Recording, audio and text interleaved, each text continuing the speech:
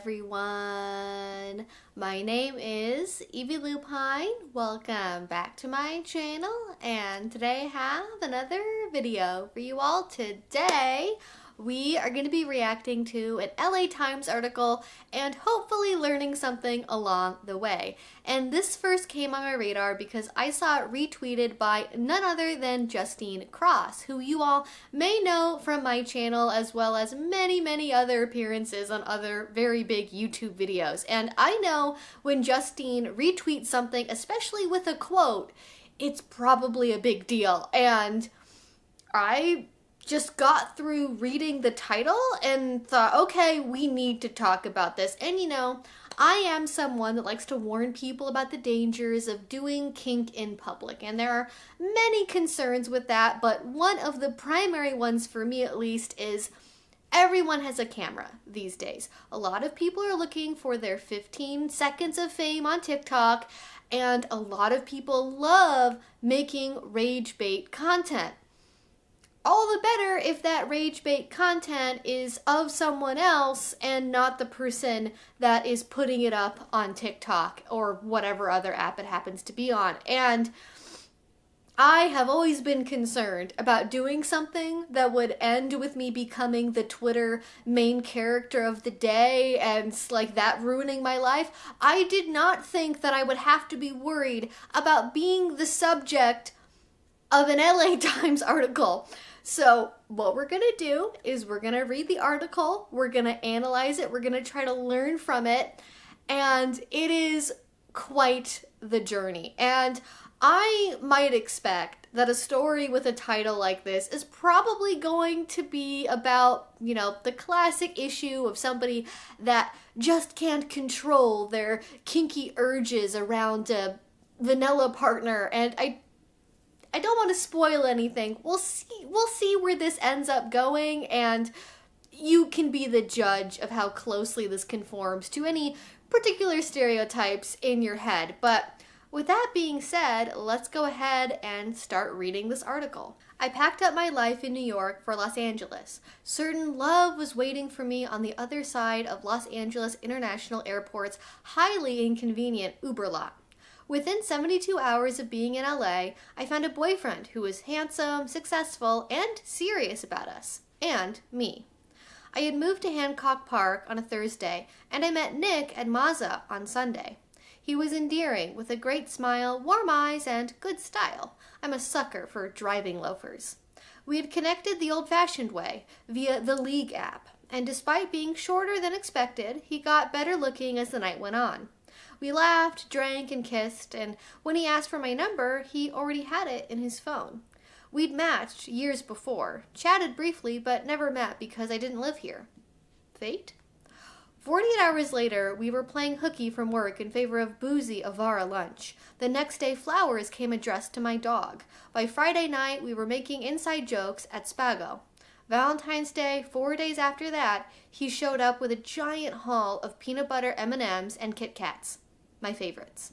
Okay, so far, this might be kind of cute. Definitely a red flag for having a boyfriend within 3 days of moving somewhere, and then also they already have your phone number, but you didn't know that until you had already seen each other, and it's like that just, why did you save the phone number? Like, maybe not everything is fully sunshine and rainbows here. I don't know also if it's an LA thing to brag up the places you are going to, and I looked up Avara, it's a made-up word, at least I think it is.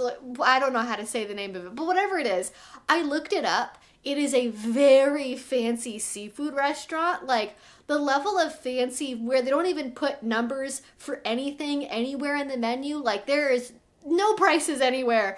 And it's one of those like, oh, if you have to ask, you can't afford it type places. So clearly she is painting this image of this guy he's LA, he's successful, he has so much money, he can just, you know, pick me up from work and buy me a super expensive lunch as like a second or a third date. Like, okay, clearly maybe we care a little bit about status in this relationship. Mazza does seem to be a little bit less high end. It's still like a pretty nice pizza place, but it's LA. Like, maybe, I don't know. I'm not from LA. I've never been there. Like, maybe that's normal. But the real thing that threw me for a loop here, that really seals the deal on the picture of these two people, is the League app. And maybe this says something about me, and I'm not sure what, but my initial thought is, the League, is that like a football app? Is that like, do you match with football lovers? And that's why it's called the League? Or like it's a sports app? And when I first Googled it, what I saw were apps that were for organizing like local sports teams. And then I found an article that tied it all together. The League is that dating app. I don't know if anyone else remembers this, but it's like the elitist dating app for only like the best people that are high achieving. And I did a little bit of a dive into the League because I feel like it gives a lot of context for who these people are and their relationship, and what I found wasn't shocking, but it was interesting. Literally, the tagline on the website for the League is just date, period, intelligently.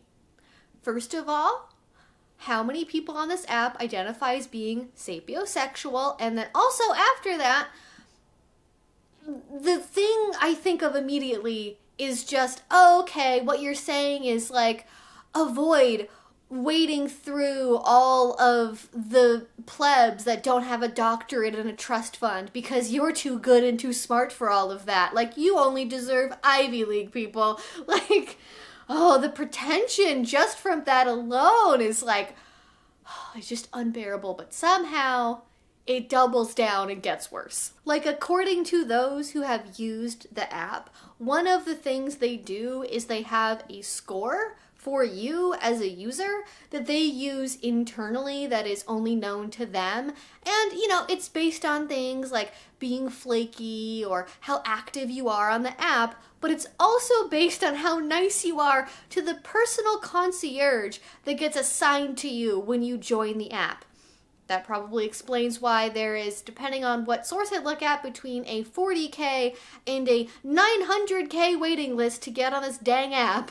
Like, maybe having to assign a personal concierge that rates every user is perhaps why this is a thing. Like, it all makes sense. Also, they have videos on profiles, which does sound nice. And also, one of the big things is, it's not like an infinite swipe app. Like, it is much more what I suppose a matchmaker would be like, where instead you are given a pre-selection of choices to choose between, and then if you match with each other, then you can start to connect and talk. And like, maybe people like that level of hand-holding. Maybe it's good to not have an app that encourages mindless infinite scroll, but also it does raise some eyebrows about like, how big is your user base actually? Like, okay, but anyways, that is the League. It definitely is an app for people that are aspiring to be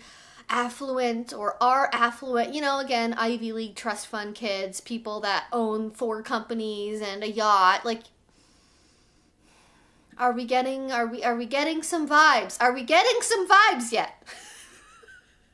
Anyways, before I just derail this, let's get back to our story of not having to ask the price for a bottle of wine at lunch. Let's continue. Concluding our first night together, he said, "What I've been waiting for is you." After 2 decades of exhaustive dating, I thought to myself, you have no idea. That was my first 10 days in LA. Everybody had an opinion. This is what it's supposed to be like when a guy likes you, quit my mom, who had both unrealistic expectations of modern men and a vested interest in making this work. She wanted to plan a wedding. "You're being love-bombed," chimed my inner circle. And there was an actual bomb. Oh no, anyone but him. My cousin, an LA native, had a friend who dated Nick and gave a less than glowing review. LA may be sprawling, but the gossip circles are small. And honestly, out of everyone, I think I do have to agree with her gal pals here. I don't love using the phrase love bombing so casually. Like, I really think we gotta narrow down our use of that again. Maybe we could just retire that one for a while, make a new term or something. I don't know if it's because we've all been collectively traumatized by dating apps and being ghosted or something, but like, it's not love bombing to just be nice to a first date. Like, do I think some of his behavior is a little sussy? Yes, but I also don't necessarily think that, like, a guy taking you out to a seafood restaurant for lunch is like love bombing, unless I'm missing something here that, like, the friends know that we as the audience don't know. What I would be much more curious about is the person who dated Nick and had a less than glowing or like less than stellar review. Like, tell me about that. Like, did we investigate that at all? Like, what exactly was bad? Because that could be anything on a spectrum from like, oh, you know, he was too clingy and like we just weren't compatible, we didn't want the same things in life, to like, oh yeah, he's a fraud and like he actually isn't that wealthy and it's all on credit cards or whatever. Like, I feel like in LA, anything is possible. I am definitely suspicious of his behavior at this point, like already having her number saved, and like maybe they both like cutely discovered it in the moment and it was like, oh my gosh, fate, we were meant to meet each other again. Like, maybe that's what happened, but that seems weird, doing the whirlwind romance of like meeting like every single day basically, and then the like romance novel frickin' line that he says after their first night together. Like, could that be precious and adorable in like a true love story? Yes. Do I think that that could be calculated on purpose? Also, yes. Again, I could just be jaded, but I am suspicious, and well, let's see what happens next here for our main character. I didn't listen. Sure, it was fast, but why should I slow down what I've been longing for? Our lives commingled. We met each other's family, and our dogs got groomed together. I had as much clothing in his closet as in my own. He invited me to France, talked about when he would propose, and asked what I liked in rings. 2 months in, we were in Paris, with me fully planning to come back an insufferable brunch partner who gloats, when you know, you know, I'm going to marry him. I hate those people. And I do find it funny because in reality, most of us would find it the easiest to take the slow down advice when we don't actually really need to slow down or we're already going really slowly. Like, the reason why that's advice is because you need to hear it when it is the hardest to slow down. Like, you don't need to be told to slow down when you're going 25 miles an hour. It's when you're going 95. You're going around a curvy mountain road and it's dark and it's at night. Like, is it very romantic to have this whole like trip to Paris, sharing a wardrobe like type thing? Yes, that is cute. It's romantic. This is literally like fan fiction romance novel stuff happening here. Absolutely.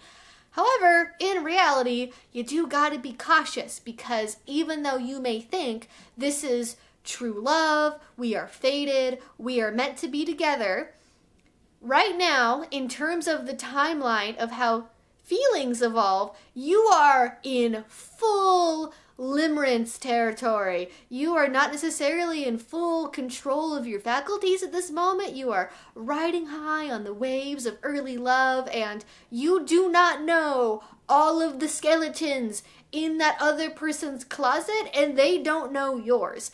And that can completely change a relationship. And wanting to leap into marriage before you really know what that person is truly like in bad times as well as in good, I do not advise it. And you know what? I don't want to make anyone feel bad. I know people in my personal life where like they just met their person and it was a whirlwind romance, and within like weeks to like a couple of months of dating, they were married, and they've been married for years and years. Like, it absolutely can work out. However, after you have just moved to a town, you have one negative dating review already to be concerned about, and you're being taken on these amazing, luxurious trips, and you're being told how special and amazing you are, I would just be worried about the other shoe dropping, and you don't want to be handcuffed to somebody when that other shoe drops, because it's harder to run away from the shoe at that point. But speaking of handcuffs, we may very soon in the story learn how all this interconnects with the title of this article. 90 days in, once I was completely hooked, he mentioned he was really into lingerie. So he went to a Jean provocateur who doesn't like pretty lacy things. After my newly dressed derriere's debut, morning coffee went like this. I really appreciate you hearing me, but that's not really the kind of lingerie I'm into. Have you ever thought about latex? Coffee sprayed from my mouth, a dead giveaway that no, I'd never thought about latex. I wanted this to work. All the other boxes were checked. Could I wear rubber? I love, and by love I mean hate, how she reacts like being asked if she's ever thought about latex is like the most offensive thing she's ever heard in her life. Like doing a literal Hollywood spit take over being like, hey, I'm not really into this kind of lingerie. Have you ever thought of this other kind of lingerie? Like, maybe I've just been in the kink community for too long, but being into latex is like a very mild kink to have out of all of the kinks. Like, it is very, very common as an interest and as a standalone interest without any other kinks being involved. It's latex. It's not like he's like, have you ever thought about, you know, nailing my genitals to a board and then stepping on them? Like, he could, as we will maybe see here, he could just be, you know, stepping into a larger well of kinks here. But just on the surface level, latex by itself, getting that kind of reaction, that's a pretty clear indication you have made the wrong bet on this vanilla girl. And she's apparently very vanilla if latex has seemingly never come up on her radar. And I feel bad for him at this point in time, because it's like, this is what I tell people to do. Like, you know, I mean, my actual advice really is like, if you're on a dating app, be as upfront as you possibly can about your kinks to avoid this kind of thing in the first place. But if you are already with somebody and you want to talk about a kink, having an innocent, open-ended, hey, have you ever thought about this before? That's about as like non-coercive, like non-demanding as you could get, while also letting your needs be known. And it could be argued with the context of what we know about this guy of like, he's clearly very wealthy, very successful, you know, he's dropping all these I love yous all the time, you know. Maybe I'm starting to agree with the friends and the love bombing thing here on further reflection of what else is in this story so far. But, you know, there's a lot happening that obviously, as she says, she is hooked. She wants to at least try this. But also at the same time, I think being open-minded to trying new things that aren't your thing to make your partner happy is like part of having relationships. Like, I have had partners over the years where I have tried new types of food, new genres of music, new genres of movies, like things I thought were not my thing, and I tried them, and I didn't like them because the other person wanted me to like them. I discovered my own enjoyment of that thing with the help of my partner also enjoying it and like being able to direct me towards like, hey, you might like this or this or this. Like, there are ways to make this work that is healthy, but I don't know. I feel bad about it being painted like latex is like the worst kink ever and like, oh my god, the horror. Latex? No, I would never. Because like, also, girl, you're in LA. You are in L freaking A. I know you just got here, but like, latex is very popular if you are swimming in the social circles you seem to allude to.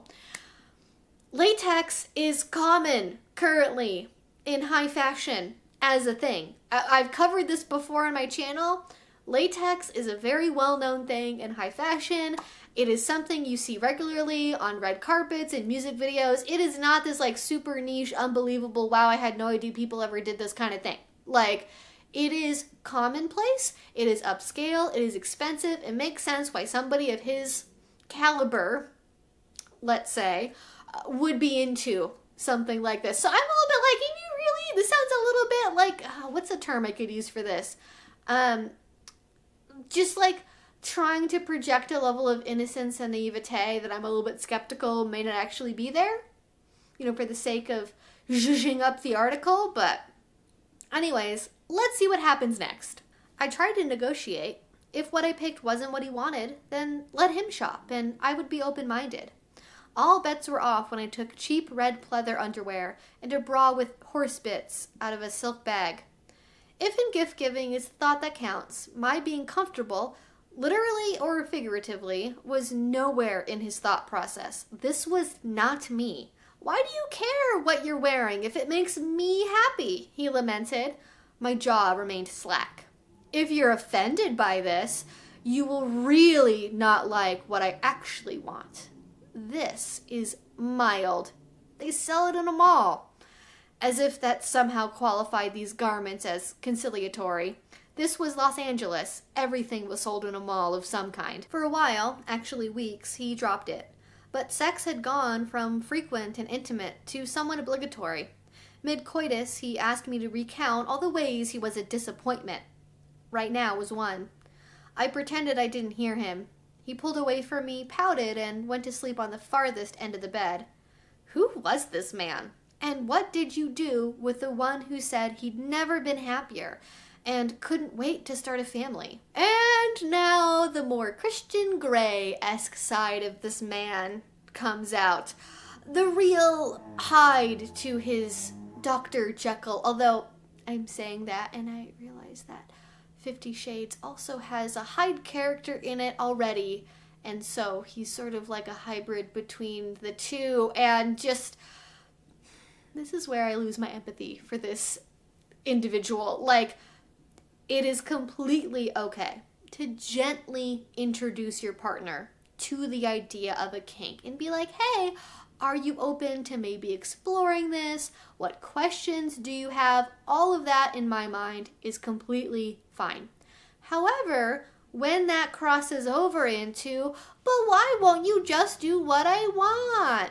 Why should I care about your happiness? This is what makes me happy. Just do what I like. It's not a big deal. Just like, you can't, like, yes, your happiness is important. It is okay to advocate for your own happiness and want your needs to be met. However, there are many other ways to do that are not just guilting your partner and shaming them and being like, well, it's not even just like a big deal. Like, what does it matter? Like, you sound like a child right now, and who would want to be with that as an adult? Come on, like, seriously, man. And I think, if this ever happens to you, honestly, just like, run away from that. Don't walk. Go as fast as you can, because I can basically guarantee that mentality and that behavior does not only ever come up with just that one thing. There is almost guaranteed to be a constellation of other issues this person has that you don't yet know about that involve this desire to control and have their needs met above and before your own happiness. So, personally for me, hard line in the sand. I do not want to be around people who behave like this. But this guy has money, and so people really want to try to make it work because look at all the big shiny trips he gives you and the other things. Like, there is a reason why he displays those things earlier on in a relationship. And just the pouting kills me. Like, I just can't get over the pouting. Like, what are you? Like, who, like, are you like 42 going on 12? Like, like, why are you acting like this? I'm just gonna call him Mr. Grey for the remainder of this video, not Nick. I'm just getting too much Christian Grey energy from this, and just, it's so cringy, but we must go on. In a salvaging effort, I asked to know everything. The kinks that were suppressed in our courtship were far from our original bargain. What Nick wanted in a partner was a wife and a dominatrix in one. He wanted someone who would scold him, humiliate him, and seek pleasure in punishment, sometimes while he wore women's lingerie. A thing, I guess, he was really into. I considered it. I really did. By this point, I was reasonably upset. Hitting him might not even be difficult. My mind raced between I am no disciplinarian, as my dog chewed my couch, and maybe it's not a big deal. I like to wear shoes. He likes to lick them. I even suggested having a professional to fulfill those parts of him I couldn't. It was an offer that was rebuffed with, I want a partner who will meet me where I am, which you don't seem to be willing to do. If that meant on all fours, he was right. It was over. I was not getting married. I fell in love as quickly as I'd fallen into it. Now, months later, still in LA and still hopeful, I'm building relationships much more slowly. But my questions come first, including this one. Have you ever thought about latex? And ironically here, it seems like he was the one who couldn't meet her where she was at. And that's just sad. And this is, unfortunately, the trap that many would-be male submissives tend to fall into. They don't actually seem to know how to be submissive, and they get very bossy as a result, especially the ones that are used to being in control and having power in their everyday lives. They are not used to genuinely not being in control. They don't really get what it means to be subservient to someone because they never actually really had to do that before. And so all they can go off of is the play acting they want to have happen in their head and how exactly they want that to go. They say that what they want is to submit, but what they actually do in practice, in my mind, is about one of the only legitimate uses of the phrase topping from the bottom I could possibly think of. They don't really want to give up control. They don't really want to give up power and authority. They want to play act at that because they never have to actually do that in real life.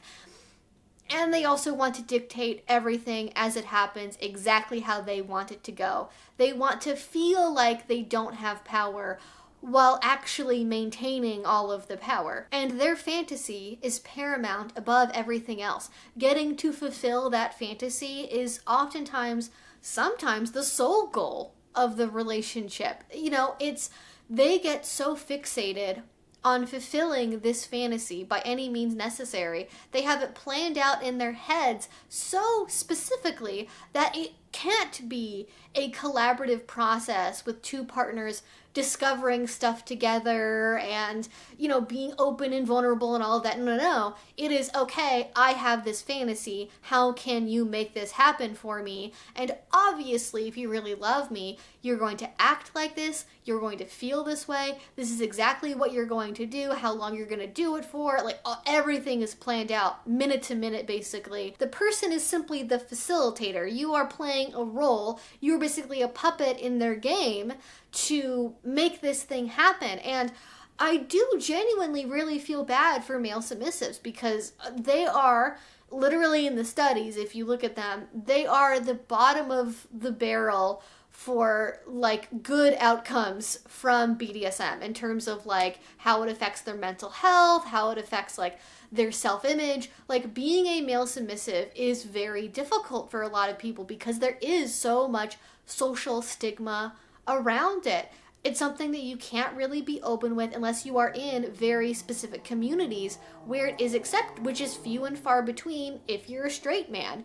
And a lot of people have unrequited needs and they have things that they want to do that they don't ever get to do in a relationship, that they might not ever be able to do in a relationship because, well, they've been married for 40 years and their wife is completely vanilla and never wants to go there with them. And they just simply do not have any access. And for people that are very affluent, like Mr. Gray here, he has means, right? He could go to a pro dom. He could do other things, but he chooses not to because it's important to him that a very specific type of person does this thing with him to the point that he is willing to manipulate and coerce. And it very sadly puts everything else that they've done in this relationship to that point in complete question. Okay, this starts to seem very calculating. Okay, maybe that's why the 35-year-old most eligible bachelor in LA is still eligible. And it's because he has a secret kink that he springs on people after taking them to Paris. Like,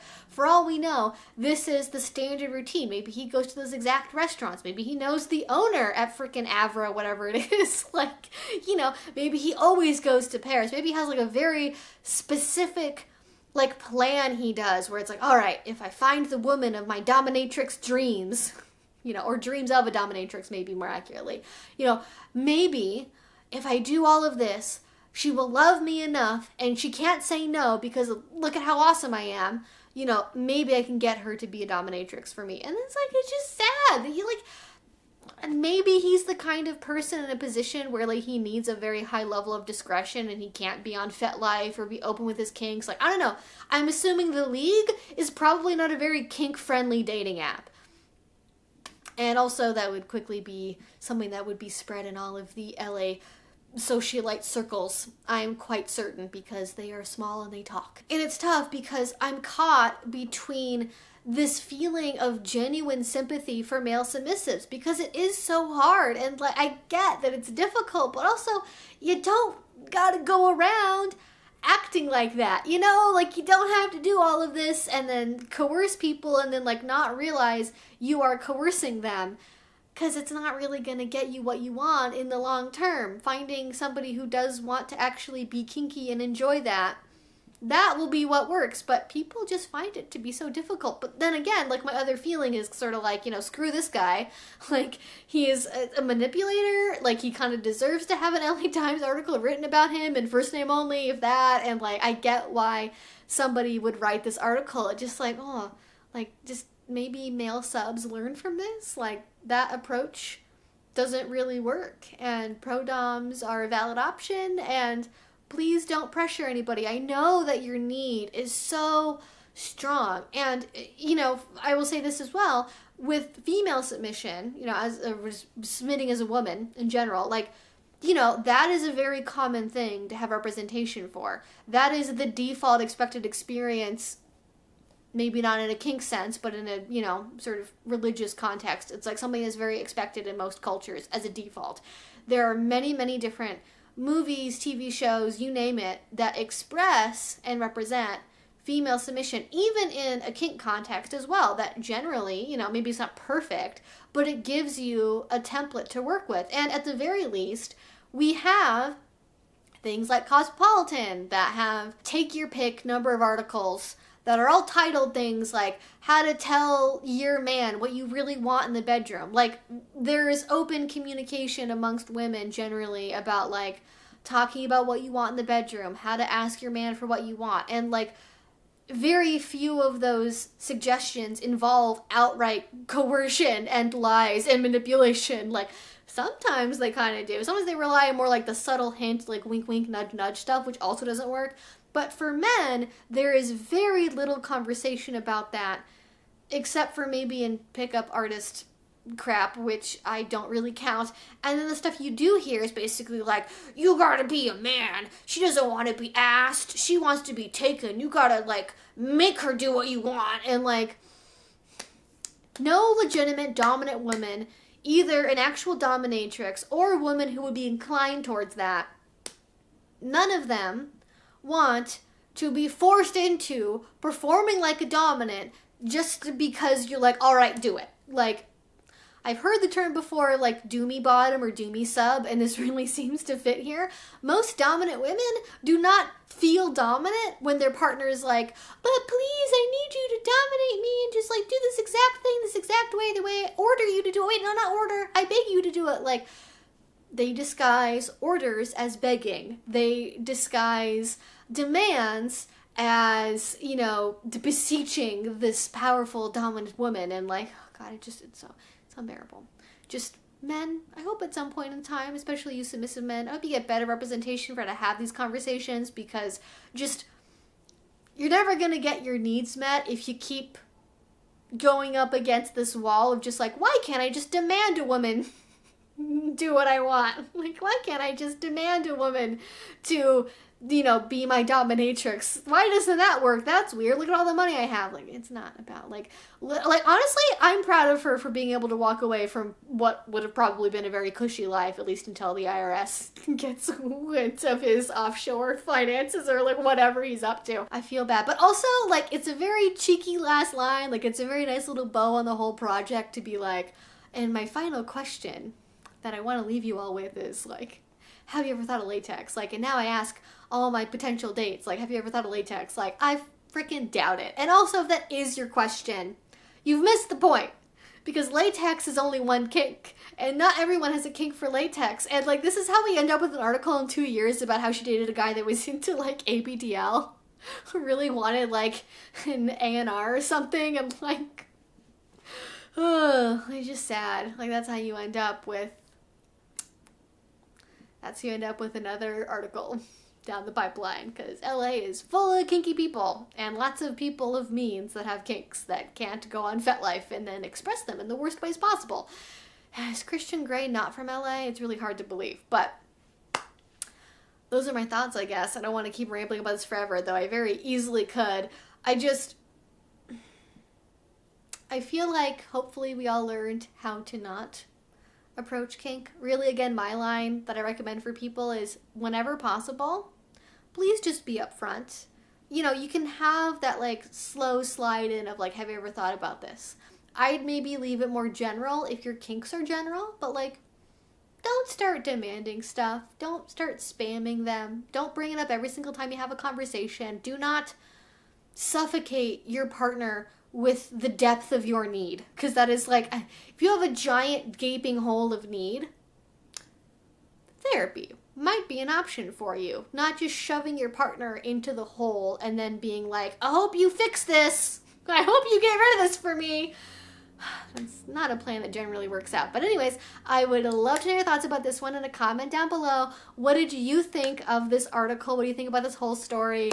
I would love to hear your reactions to whoever this author is and Mr. Grey, and just fascinating stuff, fascinating stuff. If you enjoy this and are ready, please do subscribe, because I make videos twice a week about all sorts of different kink and BDSM related topics, from reading articles to reacting to YouTube content to educational stuff to makeup tutorials. I really do it all here on the channel, and I would love for you to join me here. And finally, if you want to support what I do, the best way you can do that is with Patreon. A link to that will be down below.